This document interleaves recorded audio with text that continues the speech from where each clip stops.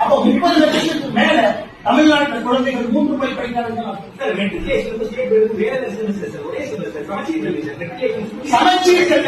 சமச்சீர் கல்வி கொண்டு போன நீங்க கட்டாய தமிழ் மொழி ஆப்பீங்கன்னு நான் கேட்கிறேன். மெட்ரிகுலேஷனுக்கு சமச்சீர் கல்வியை கொண்டு போனீங்க, தமிழ் மொழி கட்டாயம் இல்ல இல்ல. ஏன் ஆப்ஷனலா இருக்கு? ஹிந்தி பேசுறேன், ஹிந்தி வேண்டாம், எனக்கு ஹிந்தி வேண்டாம்.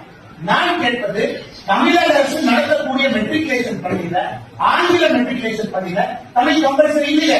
நீங்க தமிழ் ஆப்ஷன் நீங்க தான் சொல்றீங்க 56 லட்சம் தனியார் பள்ளிகளை வந்து ஹிந்தி படிக்கிறாங்க. 30 லட்சம் பேர் 30 லட்சம் பேர் 3வது மொழி. நல்லா சொல்றேன். ஓகே சார், தலைவா சப்ஜெக்ட் ப்ரிப்பேர் பண்ணிட்டு வரணும். 30 லட்சம் பேசக்கூடாது. 30 லட்சம் பேர் 3வது மொழி பிரெஞ்சா இருக்கலாம், ஹிந்தியா இருக்கலாம். அன்பில் மகேஷ் பொய்யாமொழி படிக்கிறாங்க. அந்த 30 லட்சத்துல அன்பில் மகேஷ் பொய்யாமொழி பையனும் வருது.